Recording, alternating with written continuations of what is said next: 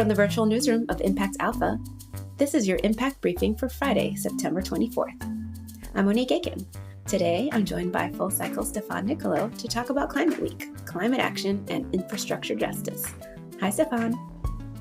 Hi there, Monique. How are you? Good, but first, here's what you need to know from the week in impact investing.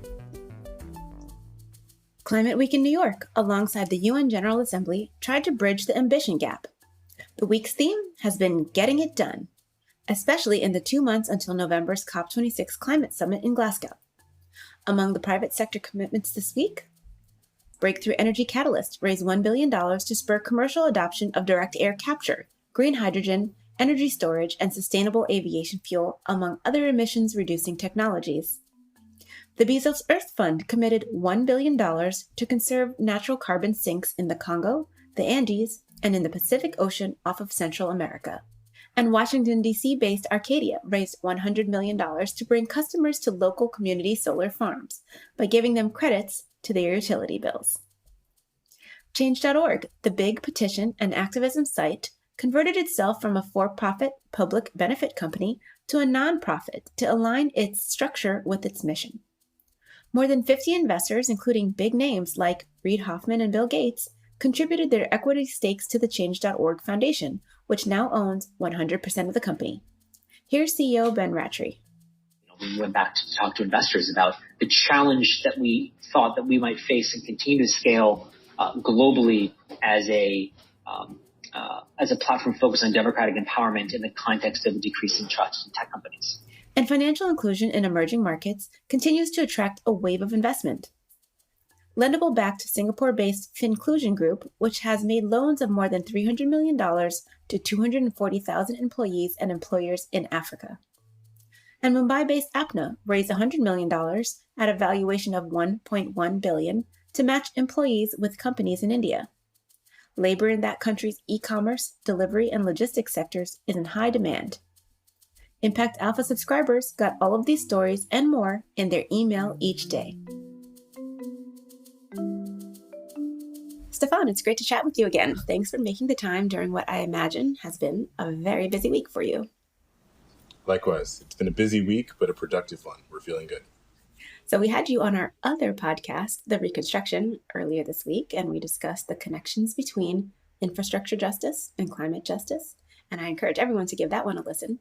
But I wanted to bring you back to get your take on the state of play in climate action at the end of Climate Week here in New York, and 2 months before the COP26 climate summit in Glasgow, and with climate and infrastructure bills pending in Congress. How are things looking? So it's a good question. I think things are looking pretty good. It feels as though the global communities kind of come here to New York to make meaningful commitments. And it seems that industry is now, in a coordinated fashion, also latching on to those commitments and making its own pledges. I think this is a starting point for us to make sure that we can keep 1.5 degrees centigrade temperature increase in our sights. And, some of the reports that we've seen to date have said that the current pledges as they exist won't get us there, right? So we know that we need folks to double down. We know that we need to identify where we have levers in our global systems, especially around where industry can play a role. And I think that'll help us to further advance this kind of march towards kind of making the difference that we want to see and driving towards outcomes that are tangible. And all of this is, of course, in advance of UN COP26, as you mentioned, in Glasgow, where I think things really start to cement and crystallize in ways that will be beneficial for everyone if we can get it right. So we're feeling pretty good. There's a lot of work to do and a lot of work to be done, but it's better to have this as a starting point than perhaps where we started a few years ago, where we had to kind of discuss the science as opposed to understanding it to be fact and then working off the back of that. And bringing it closer to home, you are a partner at Full Cycle, which has a very specific investment thesis, backing companies that mitigate short-lived climate pollutants like methane. How did you and Full Cycle come to that strategy? And can you give us an example or two of what you found? Sure.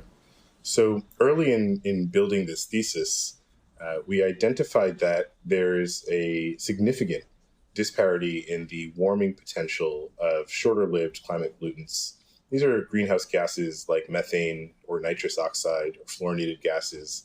And, these are several dozen, if not several thousand times more heat trapping than CO2, specifically in the first 20 years of those molecules' existence. Most of the science that we look at is based on a 100-year metric. So if you take methane, for example, the common stat that you might read is that methane is 20 to 25 times more heat trapping than CO2. But that's on a 100-year basis. So that molecule is emitted and then it traps heat over its 100-year lifespan. And the average is that it's 20 to 25 times more heat trapping than CO2. On a 20-year basis, it's actually 86 times more heat trapping than CO2, right? So what we're feeling and seeing in our destabilizing climate, in the weather events that we are all experiencing far too frequently, is the effects of a molecule that's way hotter, frankly, than we thought, and is having way more of a deleterious effect by virtue of that heat trapping than we previously thought. So that might sound like doom and gloom, but actually it provides a very clear opportunity. So instead of almost scattershot approach of building the next generation of low carbon infrastructure, we now can identify where in the global economy methane in particular is emitted in abundance. Talking about fossil fuels, oil and gas, coal, agriculture, especially things that rot, emit methane. And so in identifying where not only you have methane being emitted in abundance, but also knowing and identifying these solutions, the alternatives for that current state of infrastructure, gives us an opportunity to, in a very surgical, very precise way, replace that infrastructure and drop emissions considerably, especially when you consider it per dollar invested. So one good example I can point to is, we now know that it's the top 5% of power infrastructure that is emitting about 79% of the methane emissions related to that sector. That's a lever, right? We can figure out how we build the alternatives close to the grids that are being supplied by that top 5% of power emitting infrastructure. And we can meaningfully drop methane emissions in a very short period of time by building out the alternatives, the renewables and sustainable infrastructure that could replace that polluting infrastructure. And so Full Cycle is designed, it's purpose built for to have the highest carbon return on investment in a period of time that makes sense. And when we say carbon return, we're talking about carbon and its equivalents like methane, nitrous oxide, fluorinated gases. And so we built this to identify these levers and to take advantage of them and to create an investment opportunity for our partners that will allow them to participate in that transition and also have a very high CROI, a very high carbon return on investment in the time period in which it matters the most. So what are the economics, or really what are the incentives as well? We talk a lot about carbon pricing and pricing externalities and natural capital pricing. What does that imply for the price on methane? We see some of these pledges going forth, and the price of carbon must imply a price on methane. How does that drive investment decisions? Indeed. It's it's an exciting time, I have to say. It's we now see some more institutionally based coordinated efforts to get the voluntary carbon markets in line, so you have consistency in accounting and pricing and frameworks for attributes for the credits. All of this is promising for this kind of new and emerging market that we see coming out, which is carbon, right? Carbon is going to be the story of the 21st century, how we deal with it, how we sequester it, and its value and its pricing in the global operations of how our systems operate.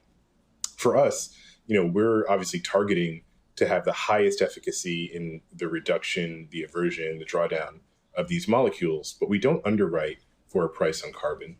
And so we're quite conservative, right? We underwrite so that our assets that we're building are first class, built, income producing, high quality assets so that have the ability to deliver value and stand alone by virtue of that.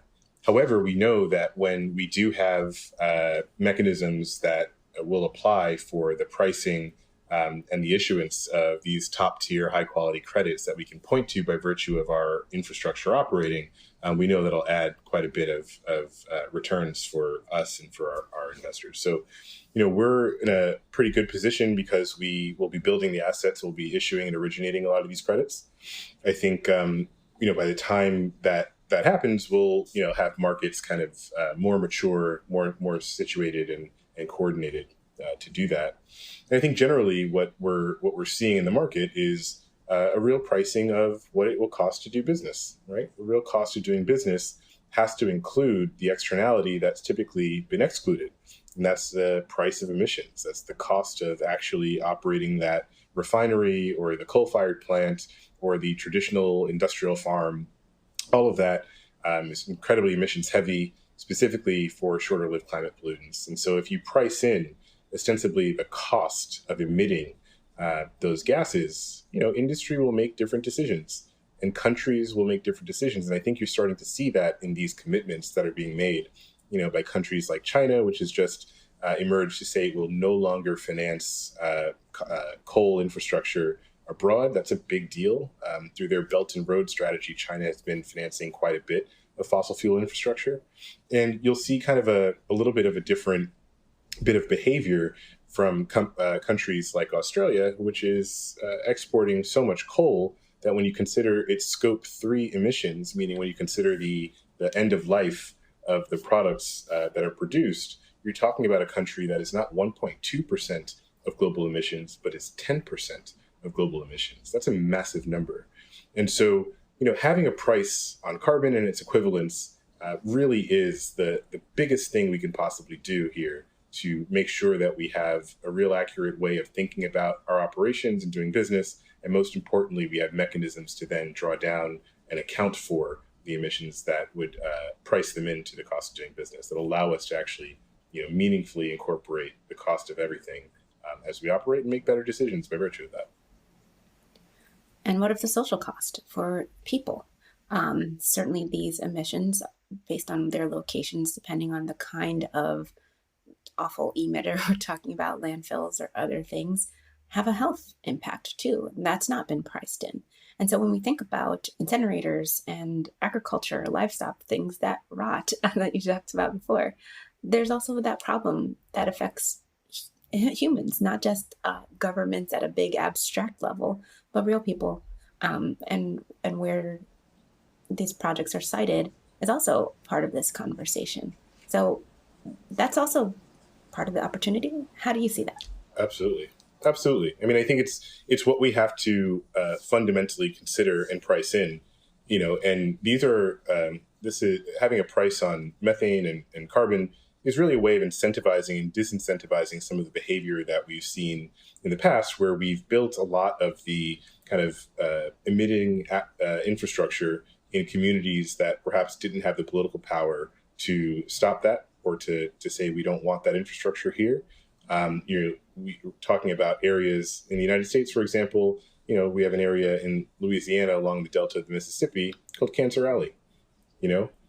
Talk about a social cost on carbon and emissions, and in this case, the toxicity of the chemicals that are also leached into the water table and emitted into the air, for whole communities of people that, unfortunately didn't have a say for whether or not that infrastructure was running 24 hours a day, 7 days a week in their backyard. And so, the social cost of carbon really does include what it will take to make sure that folks are healthy and that we can maintain healthy communities. I think we learned from this last year and a half, really, there is no such thing as a healthy economy unless you have a healthy population of people, right? You can't have sick folks. You can't have the kinds of health issues that we've seen emerge from both infrastructure, but also from the way we've designed cities and transportation grids, the way we've built our lived environment and the materials that we've used. All of these things have a cost. And so when we think about, the social cost of carbon, we have to consider what the effect has been on folks' health and could be, and what it will take to disincentivize the egregious and excessive emissions of those gases, causing those health effects in those communities. And as we get closer to the problem, we talk a lot about those communities might also have these answers and have people with critical insights for the solutions that we need now. How are you seeing innovations and business models emerge from the communities most impacted by climate change really be part of this conversation as well? Yeah, that's a good question. I mean, the first thing I'd say is I'd start with our business model. And I'll say that because, we designed Full Cycle to ostensibly work within what we typically call a deployment gap that exists in the market. A lot of these technologies that emerge into the market today will run into what's called a deployment gap. And what that means is that, after getting academic and government funding, after getting a little bit of perhaps angel or venture capital, the technology will get built. You'll see a pilot or a demonstration of it in the real world. And then the task of commercialization typically falls solely on the entrepreneur, yet they can't access the public markets or the debt markets or attract the kind of larger infrastructure funds that you typically see in building airports and bridges and toll roads and those kinds of things. And so Full Cycle fills a critical need in the market in that we identify technologies right at the point of technical validation. So we know the tech works. And now it's a question about what commercialization can look like. And we are the agent of commercialization for those technologies. And so what's great is that we end up finding and working with a lot of entrepreneurs and founders who didn't necessarily have a path forward to expressing that technology. And, this is not a consumer product play. This is not, these aren't technologies that will deliver things to your door faster. This is critical technology. We call it climate critical technology, meaning it has to exist. We have to be able to implement this tech in order to bridge to a low carbon economy and meaningfully, keep ourselves on track for a 1.5 degree world. And so that deployment gap is actually really important for what happens next. And we find ourselves working with entrepreneurs in such a way that because we are committing to build their technologies, we get first rights to do that with our companies. They now see a path towards commercialization, towards bringing their innovation into the world, and most importantly, being in a position in a couple of years after we've built several projects to access the public markets, to go out to the large sovereigns and infrastructure funds to get large-scale financing for bigger and bigger projects. But that initial commercialization needed a solution, and so we built our model to do that. I think in terms of the business models that we're seeing and the companies that we're seeing, I mean, it's just the best time to be doing this work in this space, right? We're really just seeing tremendous innovation. I'll point to two: one we've invested in, one that is not an investee, but I think is a good example of the kind of diversity we like to see in founders. So one is our most recent investment. It's a company called InPipe. InPipe creates a kind of pressure reduction valve technology that can capture the kinetic energy of water moving through a municipal water supply and convert it to clean baseload power for the grid. So if you think about solar and wind and all of that development that's happened, all of that's intermittent power. It requires at least the sun shining, the wind blowing, and more importantly, a storage solution so that when those two things aren't happening, you still have the access to the power that you've originated. In this case, for InPipe, baseload power means that it's always on.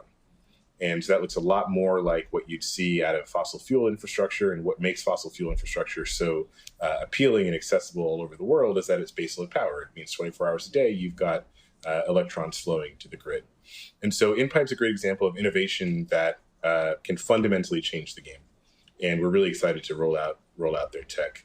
And I think the other is, and it's a little bit of a shout out to a friend, but if you think about, some of the folks who've come out of maybe the less traditional channels to develop a lot of innovation in this sector, I think very, very specifically about Jessica Matthews, who's a Nigerian-American inventor, innovator, CEO, and venture capitalist. And she founded Uncharted, which started with, of all things, a soccer ball, right? A soccer ball that had a mechanism inside of it that captured the kinetic energy of kicking the ball and would store that energy in the form of a light that the students and the children could use at night to study and learn and light their homes and environment.